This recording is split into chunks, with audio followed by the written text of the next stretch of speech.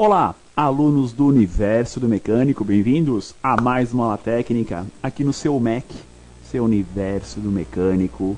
Hoje estarei com vocês na nossa aula técnica de número 59 de 2014, avançando aqui no nosso segundo semestre de treinamento aqui no seu MEC. Sejam todos muito bem-vindos a mais um encontro técnico. Hoje, aula técnica de quarta-feira, ok? Vamos falar, claro, sobre o Peugeot 207. Um alô ao pessoal linkado, já mandando boa noite, mandando perguntas. Sempre é bom mandar perguntas, ainda mais sobre o tema. Luizinho, lá de Estiva, Minas Gerais. Alto Rafinha, aqui de Taboão da Serra. Alessandro Tomás, Santa Catarina, né? Cidade bem fria lá de Santa Catarina. Também mandando um abraço, Givanildo Amorim Gama, Ismael Peloso, Jaimilson Gomes, Zé Almir, da Inject de Piauí, Juliano Freitas, Marcos Gutierrez, Gilberto Braz, tantos alunos linkados aqui em mais um encontro técnico, mais uma aula no seu Universo do Mecânico. Vamos ao tema da aula de hoje, quarta-feira, injeção ME 7.4.9, Peugeot 207 1.4 Flex. Então, motorzinho do Peugeot 1.4, motor também utilizado no C3, né, 1.4 Flex, é o mesmo motor, ok? O sistema de gerenciamento não é idêntico, não é, pensem sempre nisso. Você vai ter até alguns componentes iguais, mas a questão de rede, de comunicação, são diferentes a parte de gerenciamento do Peugeot e do Citroën. Ah, a montadora é o mesmo grupo? É, a montadora é o mesmo grupo, não que o carro seja o mesmo. Tanto é que C3 e 207, né, são carros em si, né, bem diferentes, tanto no visual quanto também em boa parte da mecânica. Há itens compartilhados, mas não são todos. O motor é o mesmo, ok? Agora, o sistema de gerenciamento tem diferenças, beleza? Vamos então à nossa aula de número 9 deste veículo com o tema atuador, parte 2. Então, dando sequência às aulas sobre os comandados pela ECU, pela unidade de controle eletrônico deste motor. Tivemos a aula passada aqui do Peugeot 1.4 Flex, eletroinjetores e o sistema de ar-condicionado. Então vocês viram o quanto é importante o controle do sistema de tempo de injeção, injeção multiponto, sequencial, em que atua esse sistema. Então, onde nós temos o quê? Os eletroinjetores, componentes em onde a ECU controla o TI, o tempo de injeção, algo extremamente preciso e que faz o perfeito funcionamento do motor. Adequa o motor na questão de queima da mistura ar e combustível, graças a esse controle preciso dos eletroinjetores. Quer um reflexo disso? De tão bom quanto é este controle em cima dos eletroinjetores? Pergunto para vocês que estão aqui nos acompanhando, já trocaram muito catalisador de Peugeot 207 1.4 Flex? Já? Acredito que não. Raros casos, raríssimos casos, porque a queima nesse motor é muito boa, né? O sistema de gerenciamento do motor ficou bem encaixado, ou seja, não tem quase poluentes que sobram pós-queima. Automaticamente, o catalisador trabalha com menos transformador de gases nocivos em gases não nocivos.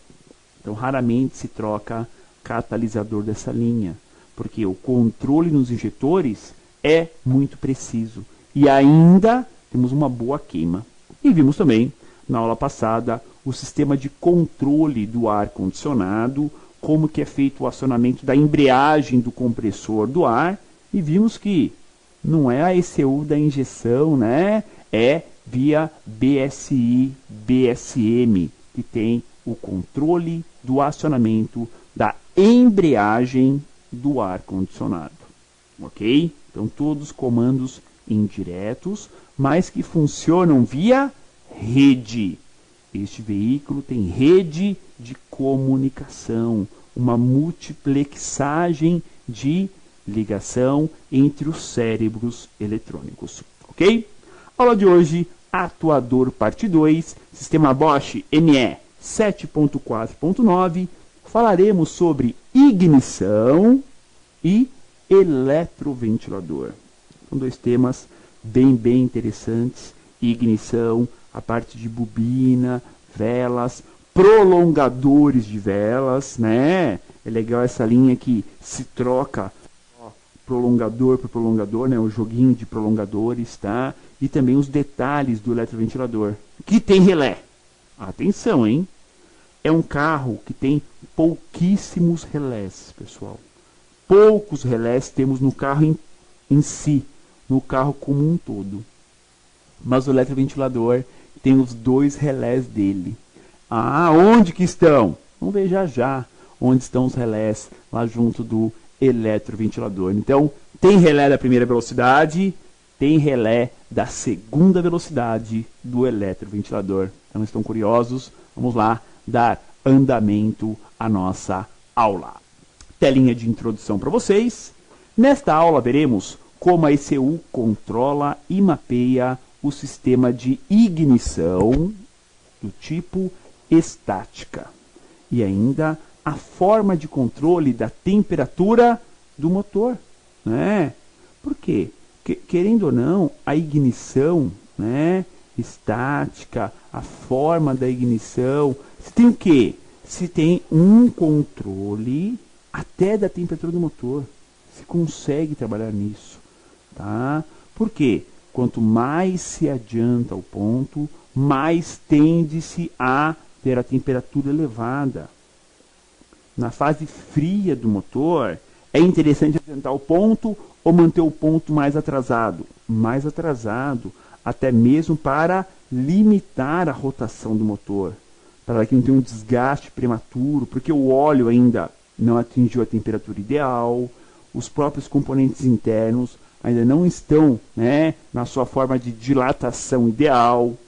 Até isso influencia. Ou seja, pelo sinal do sensor de temperatura do motor, o sistema mantém a ignição mais tranquila, menos adiantada, ou seja, mais atrasada. Tá? Vamos aqui a telinha ao veículo Peugeot 207 1.4 Flex. Lembrando que esse veículo também tem um motor 1.6 16 válvulas, tá? Aí esqueçam, é outro motor 1.6 16, outro gerenciamento de motor, mas com um sistema em rede semelhante. A multiplexagem, né, de BSI, BSM é idêntico, ok? Agora, o mapeamento da injeção, ignição, o módulo, o motor, completamente diferentes. Belezinha? Nossa diagramação inicial. Estamos aqui à direita da nossa ECU Bosch ME 7.4.9, onde aparecem todos os atuadores. Ar-condicionado, falamos aula passada, né, assim como injetores, corpo eletrônico, ignição, será a aula de hoje, canister, eletroventilador, também aula de hoje, bomba elétrica de combustível e o sistema de partida frio. Ou seja, esses são os comandados, né, no sistema, seja pela ECU, seja até pelo sistema em rede, né, pela rede de comunicação que nós temos. Os detalhes iniciais. Se o controle do tempo de injeção é muito importante, claro, né, o TI é muito importante, temos o não menos importante, controle do sistema de ignição, onde cada cilindro tem um mais avançado, onde cada cilindro pode ter mais avançado mapeamento, menos, um mais adiantado, um mais atrasado, mas sempre com segurança. Pessoal, O que isso significa dizer? Que temos 4 cilindros. O mapeamento deles vai ser individual. É um controle individual.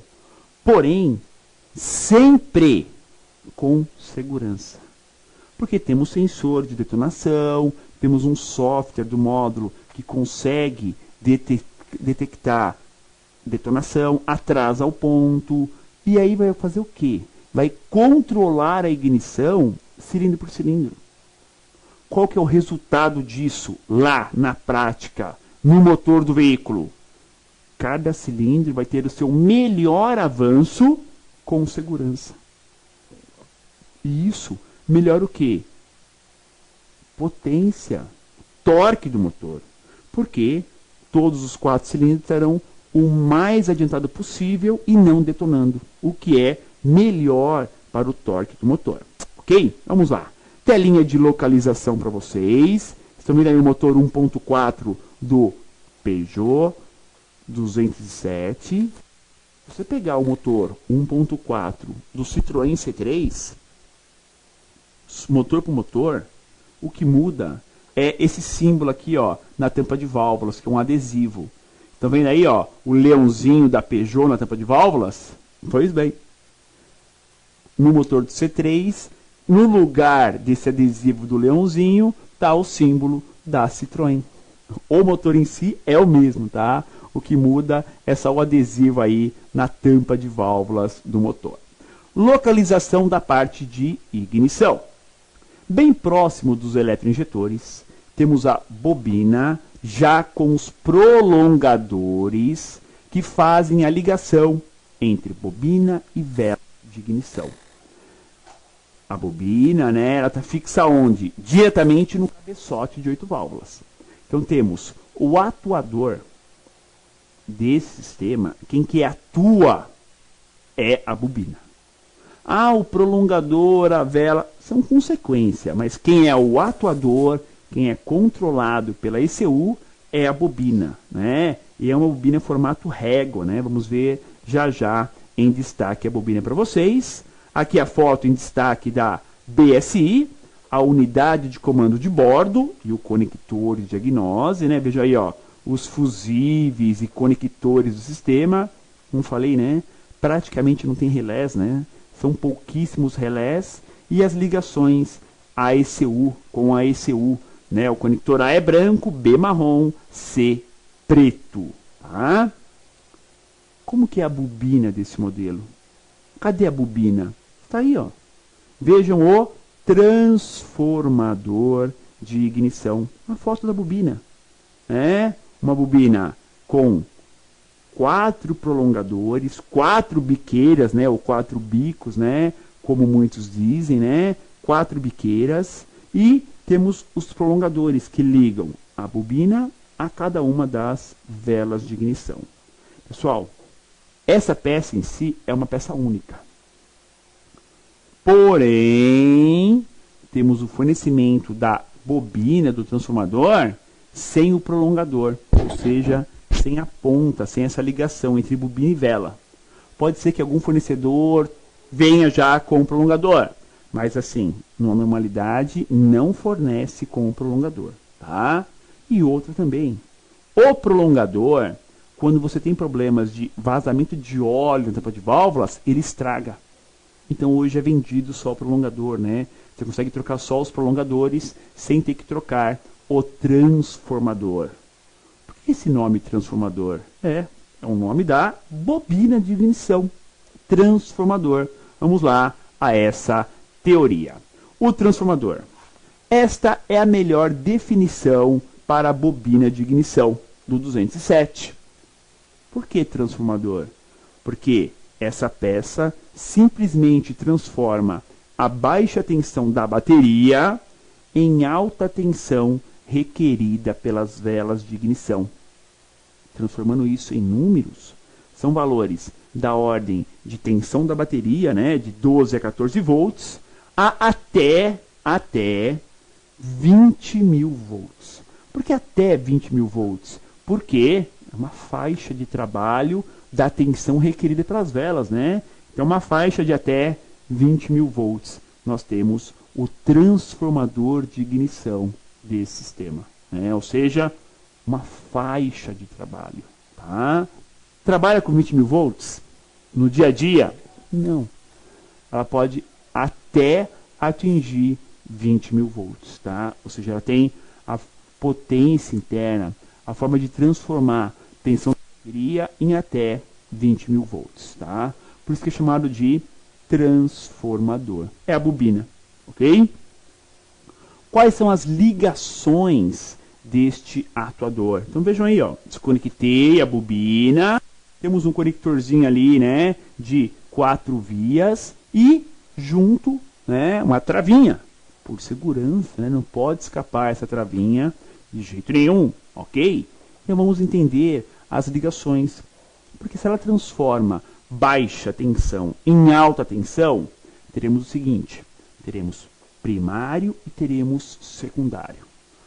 Primário é o que numa bobina de ignição? Toda a linha de baixa tensão, ou seja, que trabalha com até 12 volts. É a tensão da bateria, né, de 12 até 14 volts, tá? Isso é o primário. O primário é o que na bobina? Um enrolamento com espiras, né, espiras finas e grande quantidade. Como se fosse um enrolamento de chuveiro. É, fino e grande quantidade, tá? Assim é enrolamento primário. O secundário é um enrolamento de fios mais espessos, mais grossos, ligando as torres gêmeas, tá? Esse é o secundário. Bom, o primário tá aí. É o conector que vocês estão vendo aqui na telinha de vocês. Este é o conector da ligação do primário da bobina. Porque 4 pinos, 4 fios, um positivo, um negativo de aterramento do sistema, um pulso negativo, outro pulso negativo. Por isso que são 4 pinos ligados aqui à bobina, né? Ao transformador de ignição, ao atuador do sistema de ignição. Então vamos aos pinos ligados a este transformador. Vamos lá. São 4 pinos com aterramento e positivo compartilhados, sendo pino 1 do conector está ligado ao AH1, é o pulso, é o controle da bobina torres 1 e 4. Gêmeos, né? Cilindros 1 e 4. Pino 2 está ligado ao terminal AH3, pulso dos cilindros centrais, segundo e terceiro. Pino 3, ligado ao conector BG3, é negativo para as duas bobinas, é o aterramento das duas bobinas. E o terminal 4 é o positivo, A09 do BSM. Então observem, ó. Pino 1, 2 e 3 estão ligados aonde? A ECU do gerenciamento do motor, a ECU da injeção. Pino 4 não está ligado à ECU de gerenciamento do motor. Está ligado ao terminal A09 do BSM, o módulo de bordo lá do motor, lá sob o capô, tá? Está ligado ali. É ele que manda o positivo. Pessoal, já sabem, né? Pega um Peugeot que não pega. Dá partida, não pega. Dá partida, não pega. Vai ver. Opa, tem impulso nos bicos? Tem. Não tem faísca? Opa. Não tem centelha? Tá aí o defeito. Vamos lá. Tem pulso? Tem. Tem um negativo no terceiro? Tem. Tem um positivo? Não. Vamos seguir o chicote do conector da bobina até o pino A09 lá do BSM. Entenderam o raciocínio, pessoal? O que? Identificar a falta de um desses componentes e em si fazer o quê? Trabalhar. Por que que não está chegando o positivo? Já vi vários casos de BSM queimar, não mandar o positivo. E aqui, uma dica geral. BSM a unidade de bordo lá do motor, né? Aquela centralzinha elétrica lá do motor, ela não tem codificação. Como assim? Se eu pegar dois carros iguais, tá? Eu posso tirar um e passar para o outro. Não precisa codificar, ela não tem code. A BSM, a BSI, que vai dentro do carro, claro que tem. O módulo da injeção, claro que tem. Mas a BSM, não tem a codificação. Ou seja, você pode trocar de um carro para o outro tranquilamente, né? Tem uma para teste que serve para toda essa linha, sem nenhum tipo de problema. Legal a dica? Com certeza, uma dica excelente para vocês, né? Muito importante saber disso, ainda mais uma linha que se tem pouca ou quase nenhuma informação, né? Então a BSM não possui codificação e já vi muitos casos de BSM queimar essa saída positiva, tá? Troca BSM, funciona na hora, tá? Já vi vários casos isso acontecer. Vamos lá. Funcionamento da bobina, ó.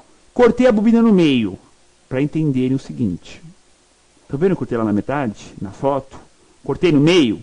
Cortei. Por quê? Tá? Cortei no meio no sentido de justamente, tá, falar do funcionamento dela. Tá?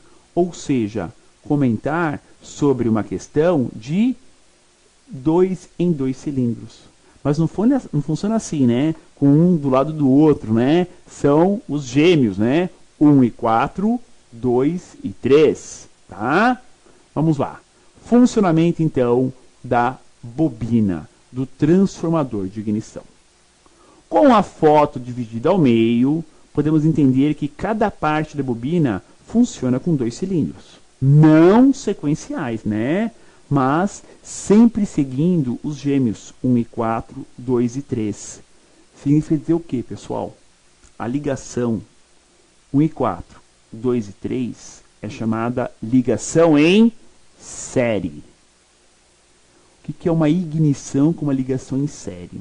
Lembra que para vocês tem um enrolamento do secundário? São fios espessos, grossos, poucas espiras. Uma ponta da mola, né, da espira, está no 4, a outra ponta no 1. A alta tensão ela é gerada quando passa do primário para o secundário. Aí que ela é gerada como alta tensão. Ela não sai, pumba, 2 centelhas, 2 faíscas, de jeito nenhum. É uma única alta tensão. Ela vai sair por uma das torres, vai ter que retornar pela outra torre e morre ali. É uma ligação em série. Tem que dar uma volta. Ela faz do jeito dela. Vai pular de uma vela, de um eletrodo central para o lateral, a vela gêmea do lateral para o central, retorna o prolongador e retorna para a bobina. Se ela não for voltar, a centelha nem sai, pessoal. É uma ligação em série. Por isso que está ligado nos gêmeos 1 e 4, 2 e 3. Por quê? 1 e 4 não são gêmeos? Ó, 1 e 4, subindo e descendo juntos os pistões do virabrequim, 1 e 4. Quando o 1 está comprimindo, precisa da centelha para ocorrer a combustão, o 4 está o quê? Jogando os gases para o escapamento. Também vai ter a centelha, é a chamada centelha perdida. Não vai queimar nada, mas é uma centelha perdida, tá? Então sempre se trabalha 1 e 4, 2 e 3. Dessa forma, você tem o quê? 1 e 4 vai dar 2 centelhas por ciclo do motor, 2 e 3, 2 centelhas por ciclo do motor. Qual a interessante função dizer para vocês? Que o módulo sabe quando a combustão é do 1 e o 4 está em escape, e quando a combustão é do 4 e o 1 está em escape. É a mesma coisa para o 2 e 3. Aí se eu sabe quando a centelha da bobina 2 e 3, o 3 está em combustão e o 2 em escape, e quando o 2 está em combustão e o terceiro em escape. Então ela sabe o que? Quem é quem. Vai fazer o que? Mapear individualmente, mesmo tendo uma bobina só para o 1 e 4 e uma bobina só para o segundo e terceiro cilindros. Mesmo assim ela consegue, tá? Isso que é interessante, né? Passar para vocês para entenderem mais sobre ignição, ok? E a função da bobina? Qual que é a função dela em si? Na prática, efetivamente falando, né? O que a bobina tem que fazer dentro do circuito de ignição? Como o controle do pulso negativo, temos o controle de cada bobina seguindo os comandos da ECU. Assim, antes do PMS, ponto morto superior correspondente, temos a abertura do negativo e a transformação da ignição. Então a função da bobina é o quê? Né?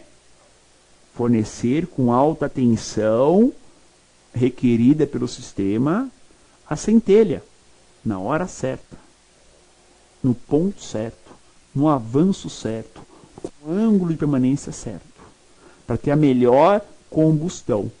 Porque tenho falado muito de química para vocês aqui, né? E física também, né? Para termos uma combustão, né? Uma queima, tem que ter o quê? O combustível, o comburente, que é o ar, e o início da chama. São três coisas, não são? A ignição é o início da chama no momento certo.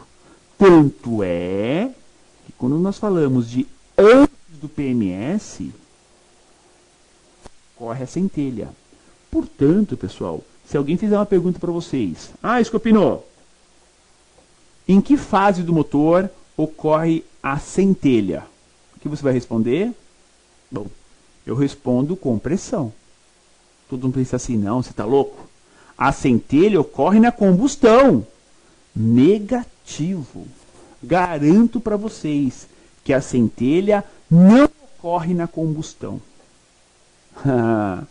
A centelha ocorre na fase de compressão. É no finalzinho, mas ainda é fase de compressão, que é o momento da frente de chama expandir os gases, e aí o pistão dá a virada, né, a virada da biela, quando ele começa a descer a combustão com os gases já expandidos, puff, e empurra o pistão para baixo. Entenderam? Então eu vou repetir a pergunta, hein?